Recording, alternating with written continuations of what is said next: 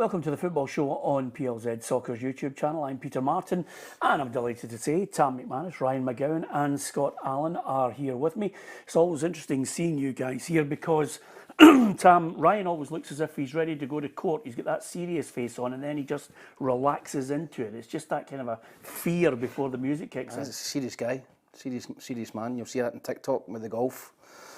Man wants to win. Fair play to him. Absolutely. Apologies to everyone that we're a wee bit late, because what we do is we come up with these great ideas to film them and then Tam ruins it. It's as simple as that, because he's never on time unless it's a Christmas party and he knows that everything is paid for. Tam's here. As you can tell, he's been out in the golf course. Scott's been auditioning for Top Gun 3, the movie. He had his shades on, didn't he? Honestly, he thought he was as cool as ice, didn't he? I bet you just walked here just so everybody could see you. Sun's out, sunglasses on. Scary. Isn't it amazing how Scottish people just embrace it? You know, just go crazy, even if it's 16 degrees, whereas Aussies, just normal, you're so used to it, isn't it? It's more when it's hot and everyone goes, oh, it's so hot, isn't it? Can't put up with this. It's like 2 days a year. Yeah, exactly. When you were back home, is there a point where it becomes unbearable? Yeah. Yeah. But that's sort of like late 30s, early 40s when it's, you basically stay indoors or go to the pub, but similar to here, really. Yeah, absolutely. 15 degrees of theirs. Once it drops below 16. Anyway, we've got lots to talk about, and of course, one of your former managers, Craig Levein, has been sacked. So we'll get your thoughts on that, and the power struggle at Rangers continues. Who will eventually take the lead at Ibrox? Is UEFA onto a winner with that new Champions League format? Motherwell have called on the fans to support them on Friday. They're going around with leaflets. And Rodri, the Manchester City midfielder, has said players could strike because they're being asked to play too many games. Do you agree with that? And we'll also talk about the image that is forever Italia 90. Toto Schillaci has sadly passed away at the age of 59. Far too young, but a wonderful player. We'll talk about Toto and his contribution to Italia 90 a little later on in the programme. So, Craig Levein, sacked by St Johnstone. Were you surprised? I thought if he was going to go this early, it would probably have been in the summer. I think if you look at it as an overall, he came in and at that time we were really struggling. I think we were sort of 5 or 6 points adrift when he came in as manager, and he steadied the ship, kept us in the league. But I think there was probably a time to strike. It would have been in the summer and let a new manager come in and with the transfer window bring in some new players. But they've decided against that, and it would be more interesting to see who they go with and who they sort of come up with as their main targets to try and go and get. Yeah, he certainly didn't see it coming, Scott. He was talking at a pre-match press conference ahead of the weekend's games, about, what his hopes are to get players in, and obviously how to rectify some of the red cards that some of his players have been receiving. So he clearly didn't have a sniff that this was about to come. Yeah, I think you obviously know what football's like, and at any moment it can be something for the good or something for the bad, and it most certainly obviously was for the bad for Craig Levein. I think you even tell when he was speaking about these things, he has been frustrated in terms of the transfer window that they've had. Guys getting sent off, it can cost you. I think when you're at St Johnstone and maybe the important players, when you do miss them, and the next week you need to replace them with maybe not the same quality, that's kind of had a snowball effect in terms of how their performances have been. But it's not been the worst start to the season, but it is very early in terms of to get rid. Yeah, four straight defeats, Tam, but I think, players and team performances can get you the sack, but indiscipline, I think, has ended up really putting paid to his career as St Johnstone manager. Yeah, I think in a club like St Johnstone, you're probably one of the favourites to go down, Peter. And what happened was up at Dundee United, where the player gets sent off and then gets another, I think, 5 or 6 game ban. Who's a main striker for them, and they've really struggled with 10 men in a few games. So no, listen, it doesn't surprise me. I think when a new owner comes in, Adam Webb comes in, and I think you're always looking over your shoulder if you're the current manager, because I think that he'll probably want to bring his own manager and his own coaching staff in. As Ryan said, it'd be interesting to see who the next man is. I know Gus McPherson's involved up there. I don't know if he's still involved in the football side of it, but I think with Gus there, maybe they'll go someone that's probably well known here. If not, if it's Adam Webb, then it could be someone in America, it could be someone anywhere, Peter. So as Ryan said, it'd be interesting to see who they bring in. Yeah, how important do you think it is that someone that's got that's got a grasp of Scottish football, because quite simply sometimes when you get a board with a chief executive that doesn't understand the game and then doesn't really look too deeply into the type of appointment that needs to be made, you get a situation like Hibs suddenly, where there was a period where they were just sacking manager after manager. Dave Cormack, suddenly in comes another person in the left field, that gets the job that shouldn't really have been made manager of Aberdeen.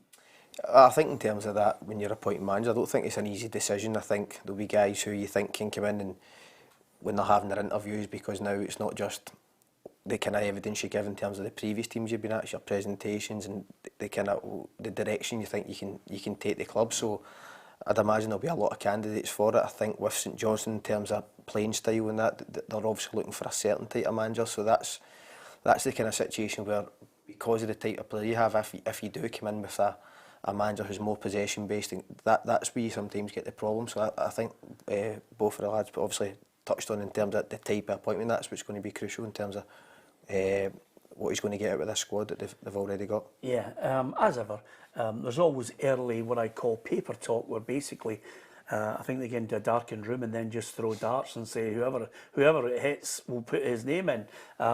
Scott Brown with possibly John Kennedy, going back the way to Tommy Wright for some fans, and a little bit of sentimentality. Nick Dasovic, there's a name I haven't heard in a long, long while. And, as Tam mentioned, there may be other candidates coming out of left field. I think if you're a St Johnstone fan, you probably want something to try and be excited about, whether that be sort of a younger manager like a Rhys McCabe at Airdrie, who plays that type of style, to come in and give you something to progress the club and say this is what we want to do moving forward. I know St Johnstone historically have been a sort of rough and tumble, consistent, but the new chairman might want to go in a different direction. So I think it will kind of come down to his vision of what he wants. But I think, knowing St Johnstone fans, they want somebody to be excited about. I don't think they ever really took to Craig Levein, although he did the job that he was asked in terms of steadying this ship and keeping Saints in the league last year. But I think they'll maybe want to go to a different direction, get someone young, someone exciting, someone that knows Scottish football. Ian Murray's out of a job. There's some of the names that I've seen on Twitter that someone that maybe knows the leagues can go down into the Scottish leagues, pick up a good couple of players and have the Saints fans wanting to come to McDermott Park to watch exciting football. Yeah, good couple of names that you mentioned there, but the other aspect of this, Tam, that we're not quite aware of is what's the vision from the boardroom? What's their plan? What do they want to see happen? And does the manager need to fit into their vision, rather than a manager comes in and he brings his vision for what he wants to do at the club? Yeah, and no one really knows. Adam Webb's just kind of purchased the club, and he's looking to try and probably do things differently than they have been. He's made an early call on the manager. As Ryan said, Craig kept him in the league last season. We were at a lot of the games with St Johnstone, and I thought they were a little bit fortunate to stay in the league. I thought they could have went down. But Gowser was obviously a rock at the back for him. 7 out of 10. He was always. He kept in the league basically. Since I left, it's just gone. Yeah, they've gone downhill since he's left. So no, I think that you're right, Peter. We don't know. We've seen American owners here before. At Dundee and Aberdeen and Hibs. Sometimes they want to go in a different direction. Sometimes they want to pick the manager. And if they do that, then I think it will be an unknown or an exciting coach, maybe from abroad. If not, then the guys that you mentioned there, I think guys like Ian Murray has got to be one of the favourites for the job. I thought he'd done a great job at Wraith. Unfortunate to lose his job. He's out of job at the minute. I think he ticks a lot of boxes if I was a St Johnstone fan. Yeah, Graham Caldwell, who's on our message board, says, what about Ian Murray? Do you think a Premiership club would take a chance on him after his spell at Wraith? There's no compensation to be paid now. It might just be the perfect man for the job, but we'll wait to find out on that. No doubt there'll be another few candidates from agents pushing it to journalists to put the name out there, but in the end, The St Johnstone board will give us an insight into that very shortly. At no point in us talking in depth about Celtic in the game against Slovan Bratislava, because obviously it's taking place tonight. But on the journos tomorrow, we will get an in-depth look at Celtic's performance against Slovan Bratislava. One thing we can discuss is the fact that Brendan Rodgers feels as if they can compete this season. Certainly speaking to the press ahead of this one, he reckons that they are in a really good position with the squad he has. I think it was just, listen, if you look at the nuts and bolts of it, people will say you only got 4 points and then they'll cry about that, and then the season before and the season before. For me, I look at it, I thought last year it was decisive moments, probably apart from the game away in Madrid where we lost the man early on in the game and we got punished by a team that got to the quarter-final, and they made real good use of playing against 10 men. I think the other games, I thought we showed up well in. Interesting to see how they fare over the campaign, because he now has stated he's happy with the squad he's got ready to take this campaign on. Well, it's the first time we've heard that, obviously, in a few years from Brendan. Obviously, personally, we've seen some interviews, the one after the St Mirren game, urgent to get new guys through the door, and he has got that, and the depth in the squad looks really good. Obviously, English comes in at the weekend and gets a goal and looks positive, but I think tonight, for me, I think it goes with Bernardo, just based on how consistent he's been since he came in at the start of the season. Do you think they're better placed with the squad? Yeah, I think absolutely, and obviously with the experience that they've got from the games last season, you can tell this team even domestically has improved, as we've spoken about before. So it's a great tie for them opening night against obviously Bratislava. Well, Celtic are favourites. I do think Celtic will win tonight and could win quite comfortably if they play the football that we've seen. Interesting to see if the guys that he's brought in start or maybe come on with 20 minutes to go, but what he's seen from his squad he'll be delighted with, and that's probably how you see the confidence in him in terms of the interview. Yeah, managers ever looking for positives from last season. It was 4 points. In the end, it wasn't enough. In Brendan's first time around, I mean, I look towards the Man City game at Celtic Park as certainly one of the best that I've witnessed as far as atmosphere was concerned, excitement, finishing. I know people will look further back to some of the best atmospheres, Tony Watt scoring and Celtic defeating Barcelona, but in Brendan's time, that Man City game sticks in my mind because of the way they played football, and I think this time they're starting to get back to the way I think he wants them to play. Yeah, I think they've definitely been a massive improvement, even though so early on in the season, in terms of how they're playing and how confident they look playing the way that he obviously wants them to play. So, like Scott said, it's a perfect match for them to try and get 3 points, even with a goal difference, trying to put a few past them and really kick on, because with this new format there is more games. They'll be looking to try and get a lot more points than 4 to qualify to the the next stage of the campaign, and I really do believe that they're probably looking to get around 9-10 points this campaign, I think. Yeah, the one thing that we can't do, Tom, if you look at last night's results, and I decided, I don't know where your viewing was on it, you obviously have 6 televisions in that one room, and you're trying to multitask across them all. But watching the Chinese third division at the time. Yeah, the games from last night: Young Boys 0, Aston Villa 3, Juventus 3, PSV Eindhoven 1, AC Milan 1, Liverpool 3, Bayern Munich 9, Dynamo Zagreb 2, Real Madrid 3, Stuttgart 1, and Sporting Lisbon 2, Lille 0. I think we're missing an L in that, Lille, but nevertheless, as far as the overall scoreline is concerned, I thought Young Boys were outclassed by Villa. But you can't really get a grip on how they're going to perform against Celtic. And again, it's because these games are all one-off now. Yeah, I think Bratislava, I don't think you can just turn up and expect to win. I think they beat Midtjylland, I think the Danish champions in the last round. So Michelin. Yeah, just in case you... It's a tough one. Just in case people think there's 11 Oompa Loompas playing, the way you say it. So, no, I don't think... Listen, I think if Celtic go out and play well, they'll win the game, but I think they'd have to think that if you're going to have any aspirations of qualifying, you're going to go win tonight. I think that'll probably be their easiest game, Bratislava at home. Have you changed your mind on the other games? I mean, we all look at any of the opponents that Scottish clubs have in Europe, and you start saying to yourself, really good, won't win, should win. If they don't, they're criticised.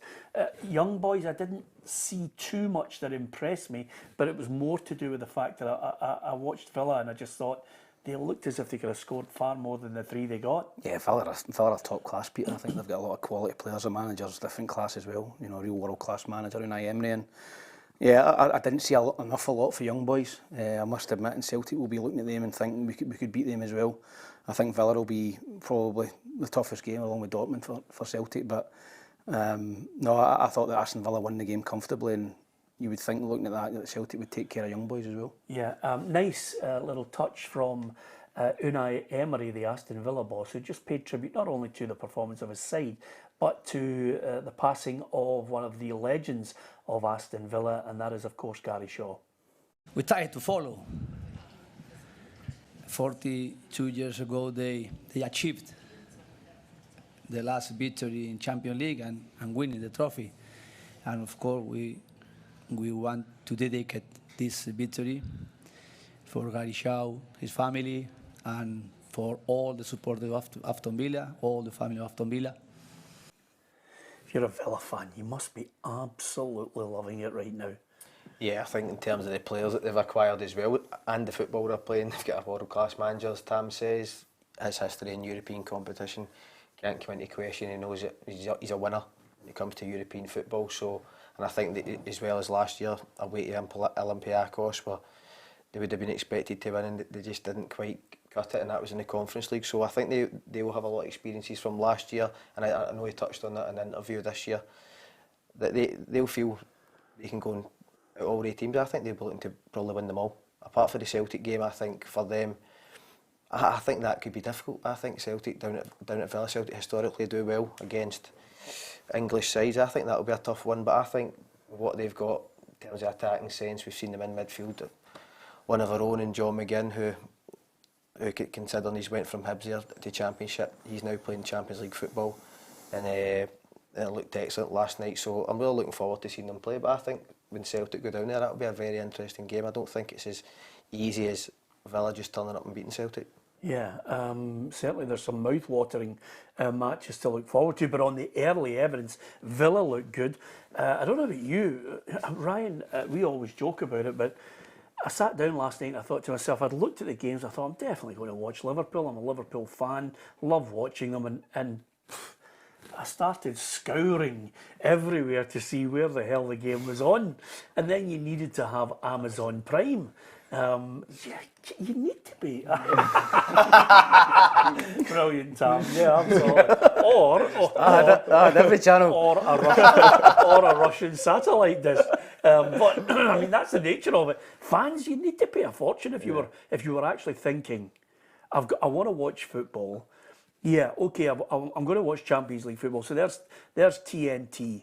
You're in, and then all of a sudden you think, oh wait a minute, there's a game that you really want to watch, and suddenly it's on Amazon Prime. That is a hefty situation to be in. Yeah, it's not easy being a football fan, is it? Trying to watch all these games and all these subscriptions that have to come out, unless you're somebody else. But yeah, I think it's just difficult now with so many things going on, so much money coming into the game in terms of companies and Amazon trying to buy games. And it used to just kind of be, you would either go to the club that the game was on, so Liverpool TV, or it would be on Sky, and now there's just so many more different options to watch the game in, and yeah, like you said, it's a lot of games are here, there and everywhere, which is quite difficult to watch. Yeah, absolutely. And Celt88 on our feed says Amazon Prime is 10 times cheaper than Sky and TNT.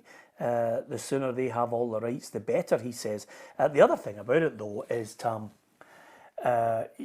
you're in a situation, I think this is the way it might go in the future.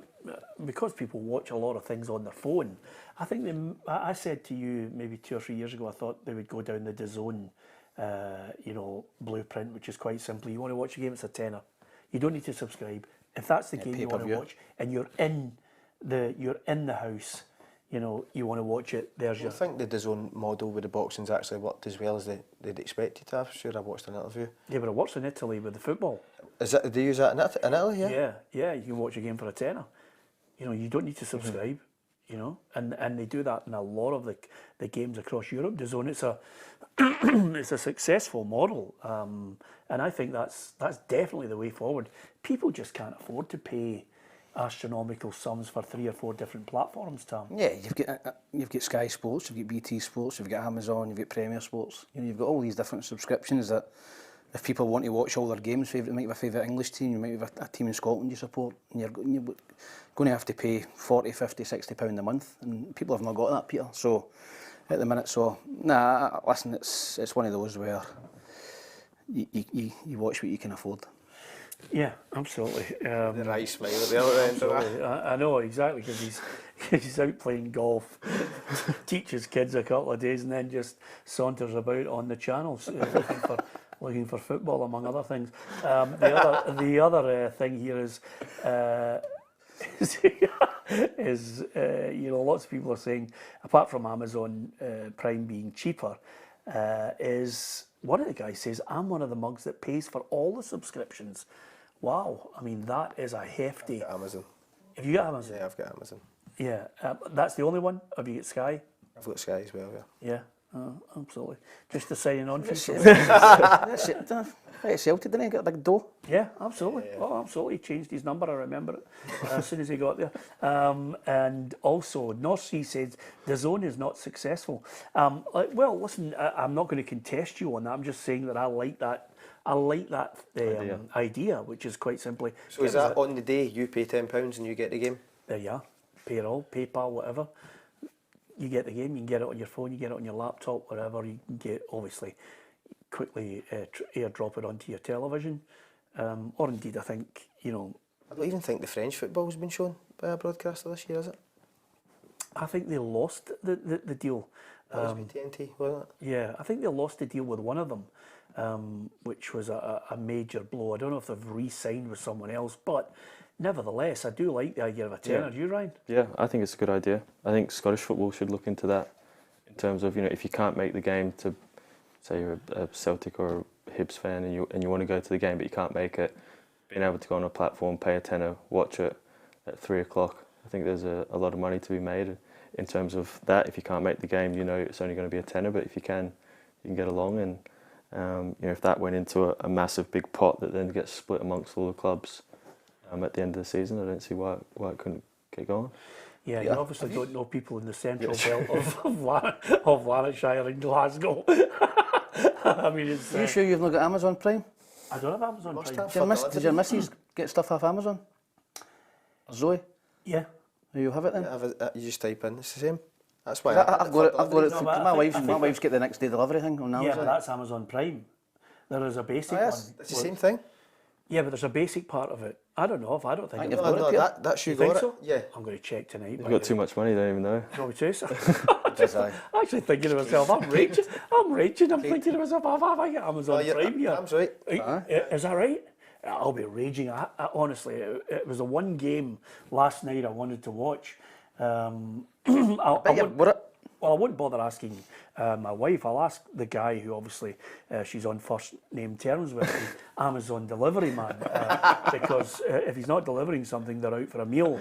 So I'll just have to take it for granted. That's the situation. Anyway, apart from that, as far as the games are concerned, I do think that some European clubs are just going to really get hacked off because Liverpool, they were too strong for AC Milan. Villa, too strong for young boys. The English clubs are constantly showing up big time. That's why I'm amazed sometimes that the Bayern Munichs of the world, Scott, the Real Madrids, they have to keep feeding, you know, the fans' expectations to keep pace with them. Real Madrid, it seems easy because they're winning the Champions League, you know, every other year. Yeah, I still think though, even the guys at Liverpool, your Man Cities and that, when they turn up to play against the Real Madrid, they know that's the biggest team in world football. That's still the biggest occasion for them. The Real Madrid players, constant winners, especially as a club. The amount of Champions Leagues they've won. In terms of England, how they're probably looking to do this year, it just shows you how far they've came. That Villa came in and just brush aside young boys. But that would be the same with the group stages. They would do that a pot 4 team who would come up against one of the better seeded teams. So for me, Real Madrid still the kings of European football. Yeah, they're going to take some stopping again, aren't they? I mean, especially now you add Mbappe. Yeah, I think, like you said, like everyone's touched on, I think they still are the biggest club in Europe. I think they're the one that everybody, when it comes to the knockout games, they want to avoid because they just seem to know how to win games and win games pretty comfortably in terms of Europe. So, yeah, I think also with England, it's the amount of money that they're getting to be put into their squads, and the prize money that they get down south. That allows them to go and build the sort of academies that they have. It allows them to go and pick players from all over the world and pay them crazy amounts of money. So I think that does play a big factor in why English teams are doing so well in Europe. Yeah, Bayern Munich 9-2 against Dynamo Zagreb. He scored 3 penalties, Harry Kane. I think scoring penalties is an art. You need the quality, and he certainly got it. Yeah, I don't think it's as easy as he makes it look. I think he's deadly from penalty kicks. The only one I can remember him was one against France, where he skied it. Apart from that, Biggest one. Aye, the biggest one, thankfully for us. But he just he can go either side. He whips it, across the keeper. He can go down the middle. He's lethal in those situations. And Scott's probably took a lot of penalties. I've taken penalties. I don't know if Gowser's taking penalties, but I've missed a few. I think I maybe took 9 or 10 in my career, and maybe missed 3 or 4. So what was your technique? Did you make up your mind that you're going to go for it, and that you stuck to that principle? No, I've probably told you this one before, Peter. I missed one at Ibrox for Hibs. We were 2 each at the time, and I tried to place it into Stefan Klos, and I honestly dribbled into his hands. He could have thrown his cap on it, and I made my mind up after that. The next one I was going to blast, and I done that in the semi-final against Rangers, where I blasted it down the middle at Hampden, and he knew it was getting blasted, and it was Bayern before he even moved. It was one of the ones, Peter. I think if you're if you're nervous or you don't know where you're going to put it, I think you'll miss it. I think you've got to go up and realise, right, I don't care what happens here, I'm putting this to the keeper's right hard. And if you do that, then you'll probably score. But if you've got any doubt in your mind, you'll miss. Yeah, I would always look, because of the stats, into penalty kicks down through the years, especially at World Cups. If I was taking a penalty, I'd always look to put it high in the corners, because that's where the keeper more often than not dives, and he goes down the way. So the percentage of stats... You're making that sound so easy. Yeah. No, I know that. Put But top corner. the point I was going to say to you is, if you look at Harry Kane, he used to be at a point where he would go high to his left, the keeper's right. But when they were looking into the statistics around penalty kicks, all right for me saying that, no pressure in a bounce game, where you guys are in a pressure of being professional footballers. So the stats suggested that if you go left, right, just above, with the keeper at the halfway point of the goal, you're going to score. The percentage of scoring is really high, because the keeper more often than not dives. If sometimes he puts his arm up, all well and good, he makes the save, but you've got a really good chance of doing it. And Harry Kane does that. He goes corners all the time. You very rarely see him looking for down the middle. Yeah, I think we all kind of see the type, even in a game situation when he's finishing, he kind of hits the penalties the same way, where he whips it, he wraps it back across himself. What did you do? For penalties, all different. There was one I hit for Dundee against Hamilton, and I genuinely knew that I was going to miss it before I even ran up. What? I just did not feel confident at all, and I put it in the car park behind the stadium. And we were playing Hamilton in a friendly at Kelty at the start of the season. The guy, mind that penalty you hit against it, and I turned around and I said, mate, I actually had a feeling that I was going to miss it. I know that sounds a bit mad what I'm saying, but I just was not confident. But I was on the penalties, and then I went back to Hibs and started hitting penalties and was quite successful. I think I missed one against Livingston after about maybe 6 or 7 that I'd scored. So I never really picked a certain spot. I think it was kind of on the day I started to change my run up more so. So that's an interesting one. That one kind of sticks out to me, the Dundee Hamilton one, not the Rangers song. And I went up and I just did not feel confident. When I missed, it was as if I wasn't surprised that I'd miss. That sounded a bit strange what I'm saying, but I don't think you had to explain to us that wasn't the Rangers song we were going to burst into. We hadn't really moved to that level. we didn't really get to that level. I knew you were thinking about it, but as far as a penalty kick's concerned, Kane last night, he didn't stop his run, but as he was moving, he would just a little judder to see where the keeper's going, and then boom, bottom corner. I think it would have been harder for him having to take 3 in a game. Again, as silly as that sounds, if you just have a one-off, then you can go, whichever way you want. Yeah. Then it starts becoming, is he thinking I'm going to go the same way? The goalie then starts thinking, is he going to go the same way? So, that in itself becomes more difficult when you've already taken 2 against them and you've gone up for your 3rd one. But I think everybody kind of knows penalties, if you have 0 pressure and you're doing it at training, 9 times out of 10 boys can score, but it's more coming down to your technique and being in that sort of pressure situation and how you can handle it. Peter, you know what? Sometimes you can hit a bad penalty and it goes in. Aye. Sometimes your goalkeeper can just go the wrong way. I've hit penalties where I've hit it right near enough in the middle and the keeper's went the wrong way and people goes, great penalty, Tam. And goes, that's not a great penalty. It's just I've got lucky because he went the wrong way. See if you hit a penalty and the goalkeeper goes the right way and he still doesn't save it, that's a good penalty for me. Yeah. So if you whip it across and the goalkeeper goes that way and it still goes in, that's a good penalty. Sometimes you can get lucky because you can just place it and the goalkeeper goes the other way. I didn't really enjoy hitting penalties. It was just more relief when it went in. Yeah. Pressure's on the taker, isn't it, really? The other thing about it as well is some people, and I know this sounds absolutely insane at times, but if you've got that psychologically, suddenly your heart rate can go up. For many players, especially strikers, it's almost as if their heart rate goes down. They're calm about these things. I played with Jelavic, remember the boy that was at Rangers? Played him in China and he had a big goal bonus. So he was very much, as soon as that penalty came in, we had a Chinese boy who, in previous seasons always took the penalties and he was just like, no, that's me. That was his chance to make some money and he just knew this was the best opportunity that I'll maybe get in the game to score and get some money. So and did he score regularly? He scored, I think he scored. I don't think he missed, if I remember correctly. Oh, I love that story. He was just, absolutely. It's good, isn't it? I mean, honestly, if you've got goal bonuses... But he used to think if the team gets 7 or 8 penalties a year over the course of the season, that's me almost at double figures if I miss. So he used to everyday practice penalties and, even back then it was a lot. Goalkeepers now look at who's the penalty taker. They've gone the last 3, they've gone to the left, so and so they go to the right. Pressure penalties, they've all got that sort of written down. So he used to try and make sure that he had a few up his sleeve that he was 100% confident about. And if the keeper saved it, he'd obviously be raging, but he put a lot of practice into that. And unlike Scotty, was confident about it.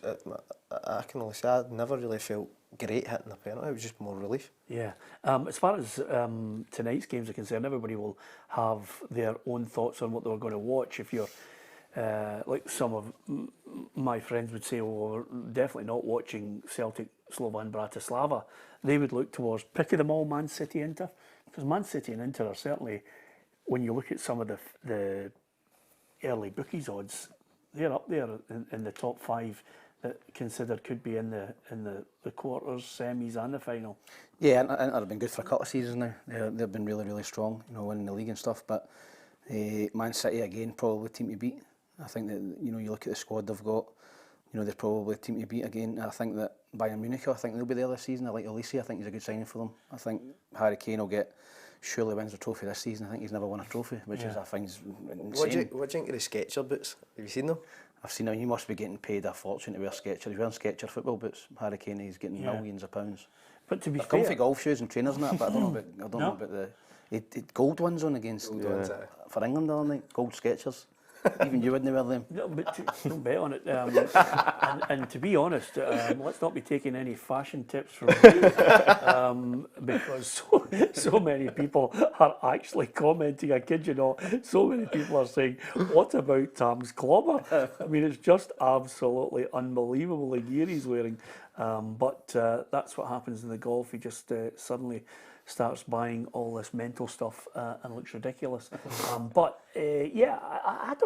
I don't get.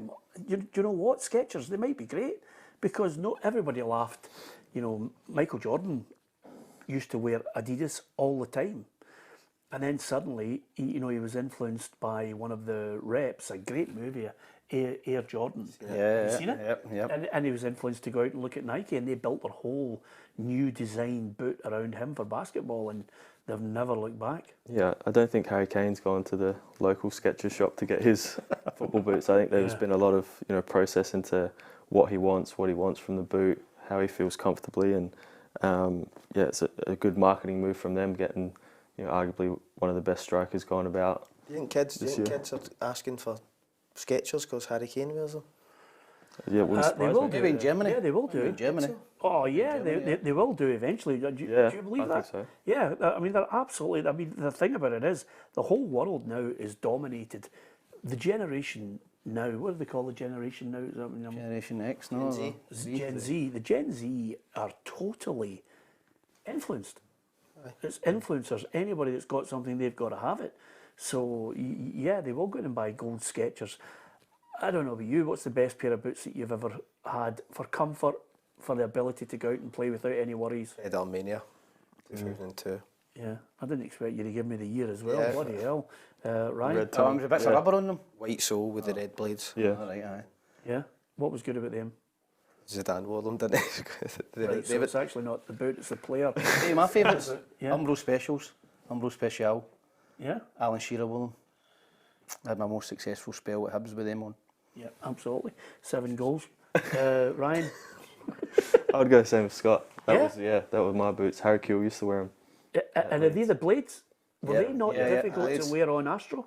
No, Yeah. No asterisk. they did change the blades, didn't they? But at the time, They were okay. Yeah. it was like World Cup 2002. Yeah. Yeah. Did you get them for nothing? No, we were kids. No, you had to pay for them. Right. Who was yours? Gola? You look like Gola. You wear yeah, Gola aye. boots or something. Well, Or Pony. Patrick. Pony. Yeah. Pony, aye. Yeah. To be fair, Quasar. just a nice little black boot with 3 stripes on it. That's good enough for Bermuda. me. Copas. Copas. Like Puma, you like Puma King, Puma Kings and all. You like Puma Kings. My dad likes Puma Kings. Pele was Puma King. Yeah, absolutely. Anyway, and by the way, thanks to one of our guys, George Rice, who says penalty kicks, Tommy Gemmell. Tommy Gemmell had an interesting approach to a penalty kick, and it was much the same as Bobby Charlton, which was, I am going to blast this ball, and if you get in the way of it, you're in the net too, which is it's a great way to take a penalty kick. Not many people would save it. Beppe Signori took one step for Yes, Lazio. Socrates did that as well. One step. I think that's the hardest thing to do in the world. Just I take think one step. A bit far Can't get back power. from me here. Yes, but Socrates, he used to just take a couple of steps back and then boom, into the back of the net, cool as ice. Did the goalies have gloves on? It was 1982, the World Cup 1982. When were you born? 91. 91. Bloody hell. Right, okay. Let's crack on. From Champions League. Just a little footnote to what's been happening at Rangers. Dave King thrown his name in there. I don't think he's going to end up with any power. I think we're in, again, something that the Rangers fans don't want to see, a power struggle. Yeah, I don't think Dave King's going to be back in, Peter. I think that if he was, he'd be in by now. I think there'd been talks behind the scene. Obviously, John Gilligan's in filling in at the minute. I think they'll look outside the usual suspects. They'll try and look and maybe down south or whatever, and somebody with a good pedigree to come in as the CEO and the chairman. They're needing both now. So, yeah, it's not ideal, Peter. You know, things on the pitch are not great at the minute at Rangers. And this is no helping. But they're back into Ibrox, which is a big bonus for them, coming up shortly against, I think Hibs is the first home league game in a couple of weeks, and they'll just be hoping that they can get it right on the park and off the park. But I don't think Dave King will be coming back. I think the longer it goes on with 4 or 5 investors all on that board, the more difficult it becomes to try and get full control of it all. It needs, in effect, I'm not saying it needs a David Murray, because obviously, you know, that didn't end well, but it needs somebody to come in who is a leader, who takes control of all of it, again, and then has a vision to take them forward with huge investment. Because if they don't get that and it suddenly becomes that power struggle again, you know, I don't think they're going to be able to move forward at the pace that the Rangers fans want them to move forward. No, I think Dave King did say that. He said that he thinks there's a huge gap in terms of on and off the pitch, comparing ourselves with Celtic. So first and foremost, they need to get that right at the club. And second to that, Philip, come on. It was a bit better on Sunday. I don't know what you thought, Tam. I thought it was a bit better. Looked, Agamani came on, who we spoke about last week, and really impacted the game. So they're two of the main things: performance on the park and getting the structure above to a level where it can allow them to slow progress, because I don't think it's going to be the progress that the fans are hoping for based on what we're hearing. Yeah, well, I don't know. What do you speak to Rangers fans as well as me, Ryan as well, and Tam. What is the hope? I mean, everybody said it's a long-term vision here. The manager is singing from the same hymn sheet as the former chairman. Quite simply, he's got to get a team that picks itself near enough. So these players have got to integrate themselves. I don't think anybody was expecting, unbelievable flair up at Tannadice. If anything, they were thinking this could be a banana skin. Yeah, I think even myself, I thought it would have been a really tough game for Rangers. But at the end of the day, they went up there, they get clean sheet, they get the 3 points, and that gives them something to build on. That's what they needed, especially after the previous few weeks. Guys coming in now, making an impact in the side, which the fans would have wanted. So I think they're in a far better position than they were 2 weeks ago in terms of players who are going to be on the first on the team sheet now, and that gives them that chance to grow as a team. Yeah. Ryan, I went up to Aberdeen on Saturday to see the Dons. They had flames, they had fireworks, they had a 10-minute. I've never seen this in a long while. They had a 10-minute applause, the players and the backroom staff, for the ultras in the paddock end to the right. They stood there and applauded them for 10 minutes. It was quite unusual. I mean, I liked the whole Aberdeen feel of the way they're going with it.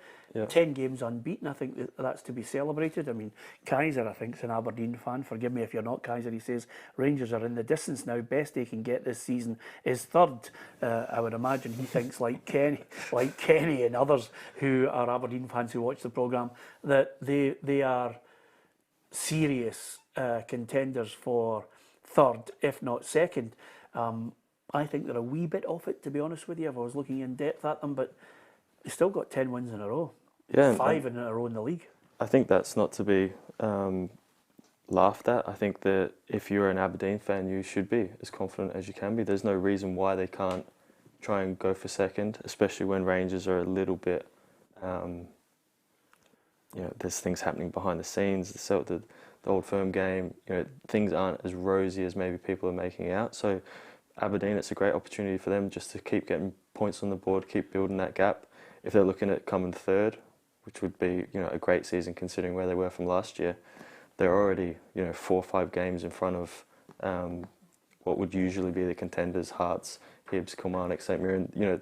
Those teams have got off to a slow start. So I think there's huge advantages to being an Aberdeen fan, and I didn't see that thing at the end. But I think the more that the club and the players and all of that are singing off the same hymn sheet, going in the same direction, I think that's quite hard to stop, especially during a season. Yeah, I did actually meet Nicky Devlin in the car park, and I said to him, what was all that about? 10 minutes, all this. And I was waiting for the 10-game cup to be brought out, and he was laughing. He said, no, the manager wants to, get that bond, get that connection between the supporters. So fair play. If they created a great atmosphere on Saturday. It was just great to see it. The only thing about it on the playing side of things, Scott, which Motherwell stood off them for an hour. I mean, they just did not press them. Mm-hmm. And the boy Nielsen, you would have loved it. You would have had the cigars out, because the boy Nielsen would come and take the ball off the back four, and then boom, boom, boom, pass, move up into the midfield, try and link the front. And he directed everything coming the other way to defend. He was telling them, everyone, where to go. Yeah, well, I think in terms of when the game is like that and the team sits off you, it can be good in terms of from a deep area getting on the ball, but you still need to hurt teams in the final third. That's the most important thing. I think that's what Kettlewell's plan would have been, to kind of stifle them in the final third and maybe counter-attack on it, because they've got a bit of pace now on the wings. But with Aberdeen, I think the kind of frustrations the fans have had over the last few years, they've now got a team they can be proud of. But what brings atmosphere and guys to the stadium and is winning games. Playing game wins. That everything's perfect when you're winning games, and that's where they're at this moment. I think we said when we were talking at the start of the season how they were looking. We spoke about McGrath. He's been fantastic under this manager. I think he's been excellent. Kevin Nisbet coming in, bit of depth there. So Aberdeen are in a great place, and game by game, I'm sure they'll take it. Yeah, I think him at his peak, if he was on the Hibs side that you were in, you'd have scored more goals again. Huh? Scott? Yeah, but Scott, I watched Scott obviously working with Hibs TV and working with various companies when Scott was at his peak at Hibs, and he was superb. I'd have loved to have been a striker playing in front of Scott. I was lucky to have Russell Lappy playing behind me for a couple of seasons, and he was similar. He just looked up and played the ball in behind, and you just made a run and he'd find you. And Scott was a similar player, but maybe not similar off the park. Scott's quite Russell was by far a better professional. Yes. For me, Russell was better to hang about with, to be perfectly honest with you. But nevertheless... Share these stories? I'm not going to share them. We'll get Russell and he can share them. Just before we talk about the fans right across the SPFL, here's the headlines for you. Hi there, I'm Kerry and here is your daily news headlines on Wednesday the 18th of September, brought to you by Arnold Clark. Motherwell manager Stuart Kettlewell says he's surprised at the sacking of St Johnstone boss Craig Levein despite his efforts with the club last season.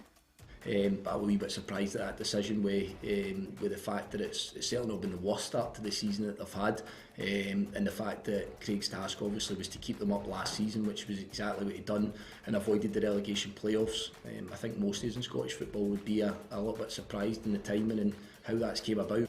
And Celtic gear up to take on Slovan Bratislava in their opening Champions League game tonight at Celtic Park, with Brendan Rodgers adding he's always looking to better his squad. The quality of the team has been really, really good. The level of performance has been consistent and aggressive and everything that I'd want. But I always want more, and I want to bring that there into a European stage. And for that, then you need that calibre of player. So the club have backed me great with that. And going forward, we want to add a few more. And finally, Liverpool manager Arne Slot has praised his men, having coming away with 3 points in their Champions League clash with AC Milan last night, despite going behind in the first 5 minutes of the game. Yeah, I think it was very good to see how they took the game in their hands, the players, and in the end scored 3 goals and won with 3-1. For all the latest breaking headlines, be sure to tune in to PLZ Soccer's YouTube channel, and don't forget to download our app, which is available on Google Play and the App Store. Yeah, thanks to Kerry. We were talking about fans, and so many teams, if they get a run of results, suddenly the fans come out, they respond to it all, which incidentally brings me nicely to one of our latest mini documentaries, which is coming out. Kerry and Blair have been working away on Hibs, the matchday experience. Basically, we want to thank Hibs Football Club. They gave us access all areas, Tam. We're able just to show what Hibs are doing. Great work in the background to give so many fans at every level the chance to go in, enjoy a bit of food.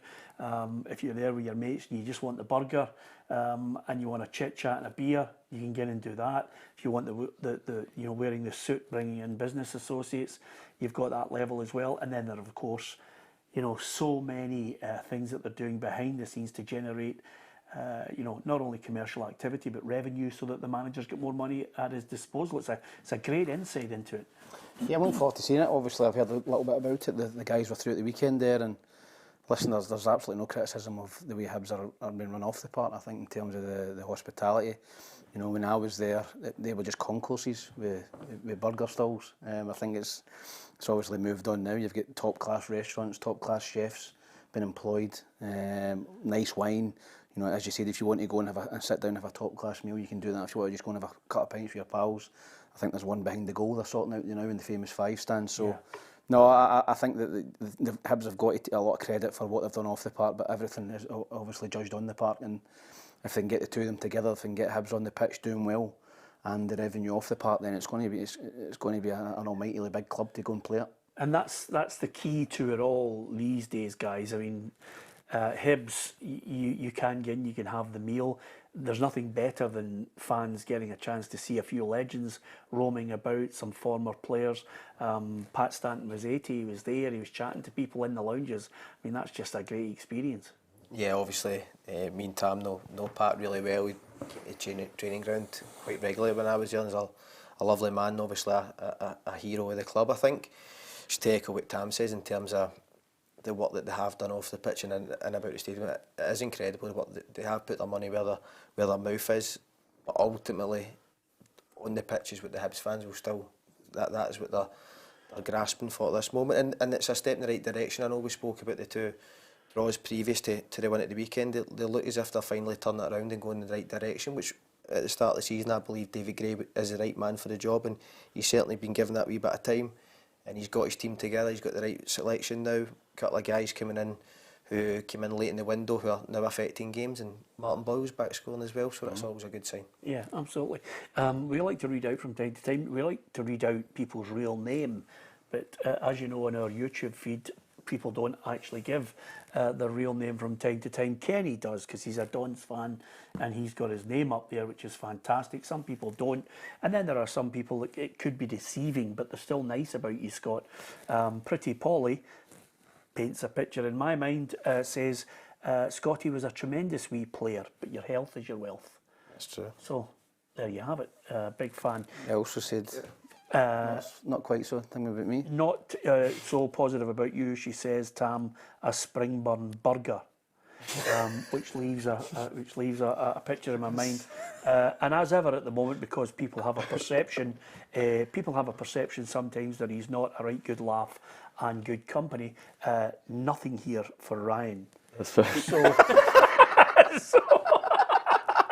So it's early in the morning. Everyone in Australia is sleeping. Somebody's going to give us a real insight into you. If Hearts were winning, there'd be more Hearts fans. Yeah, absolutely. Scotland, highest attendance per capita. I mean, the fans turn out. Aberdeen, 17,000 there. Motherwell fans have made the journey up, and it is a trek. You get Hibs, who'll turn out in great numbers. Hearts have backed their club big time. St Mirren and Kelly had a great away support at the weekend for that game too. So it's no surprise that we have this situation. 18.36 attendees per 1,000 people at matches across Scotland in the top flight, 23-24. Double the figure welcomed by the next closest European nation. I think it's just in the culture, I think, of Scottish people. Is that Saturday is that everyone goes to a football game, whether that be junior level in the lower leagues or up into the Premier League, and I think that should be something that Scotland should be proud of. Yeah. But I also think it shows you the appetite is, things that I see on Twitter is that it's still too expensive to go to games.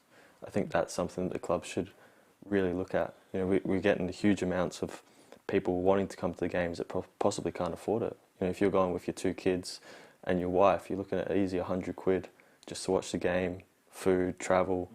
If you're doing that, once a week, or there's a lot of midweek games, it just becomes that they end up picking the games that they want to go to. You want to make them that you want to take your kids or your partner to games and have it as an all-round experience, but not paying through the nose. And I think that's something that Scottish clubs should be looking at, especially away fans.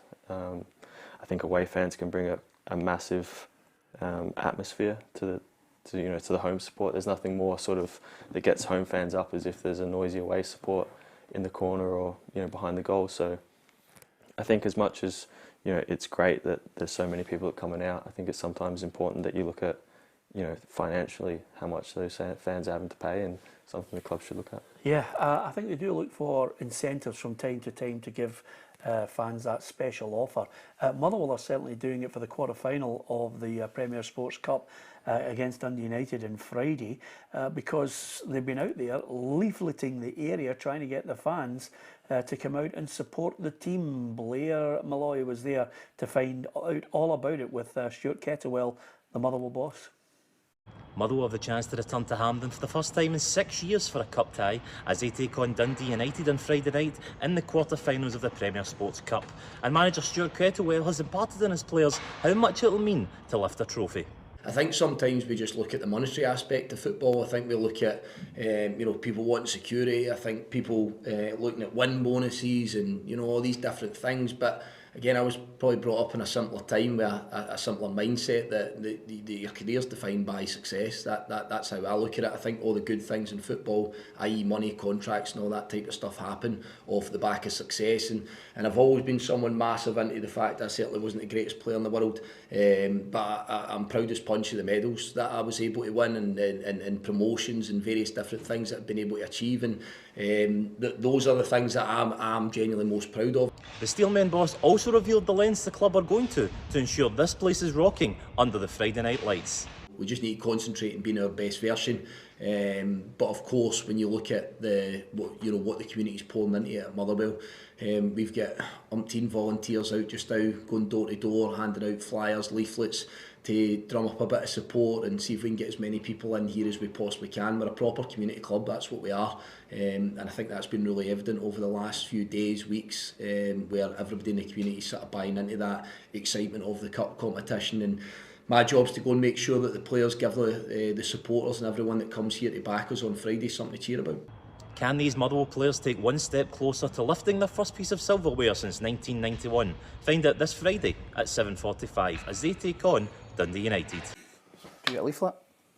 Did I get a leaflet? You're in the kind of Motherwell area. No? I haven't had one yet, but I'll tell you one thing, full marks to them. Do they come into the big houses in here? Are they just the schemes they go to? Well, to be fair, there is a security gate, so which again, how you get in with that clobber, I will never know. But just on that point though, chapping doors, just in case you think it's I used something. to sell the Glaswegian. Well, remember that? yeah, but that's not to get people into the ground, Scott. to get a But tenner. you know, Sir Alex Ferguson used to go round in the car with a loudhailer in Paisley to get the fans to come out and support them at St Mirren. In the 70s, he went round Paisley with a loudhailer, just saying, "Come on, get out and support St Mirren." And I think 21st century, absolutely get out there. If you can get 200 or 300 more fans, brilliant. Yeah, all the more fans the better, I think, for the club. I think Kettlewell touches on in terms of a community club. That is what you associate Motherwell with. I think for me, it's actually been a reasonably good start to the season for Motherwell, considering the injuries they had at the start of the season. So it's a massive opportunity for them to progress in the cup. And Dundee United obviously looking to bounce back, but Motherwell they always get players through. David Turnbulls and boys like that. They always, every couple of years, they produce somebody like that. So they do things right, Motherwell. Yeah, absolutely. Let's hope it's a huge success with a big crowd turning out there for Motherwell Dundee United. Who's winning it?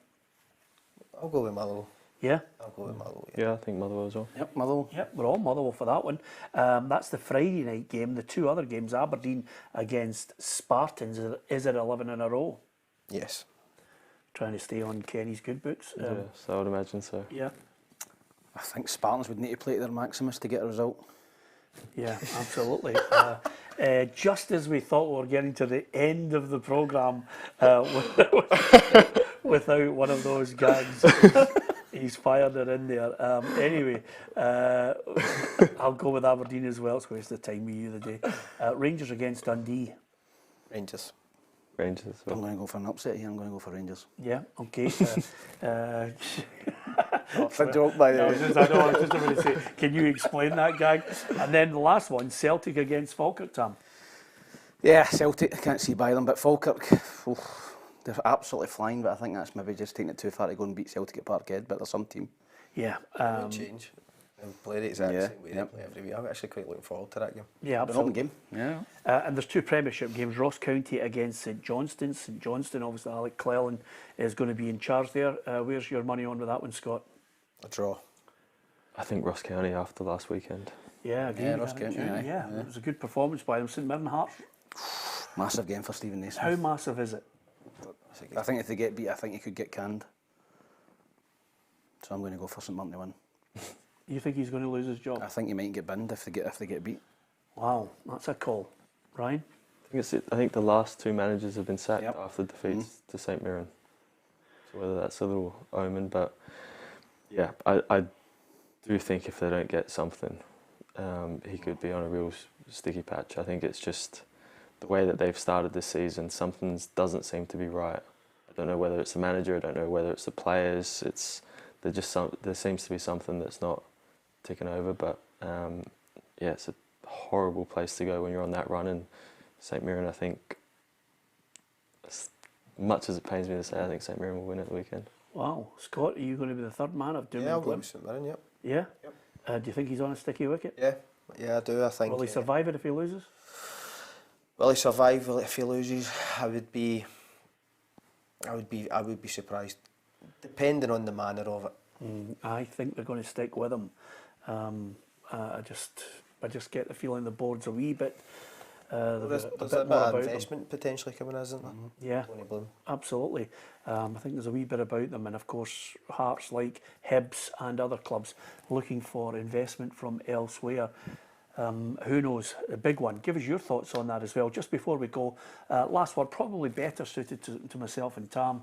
I don't know about you, but Tam, you know, I was there with my friends supporting Scotland in Italy.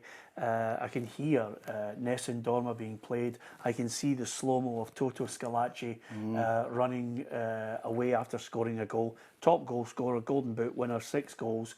Toto Schillaci sadly passed away at the age of 59.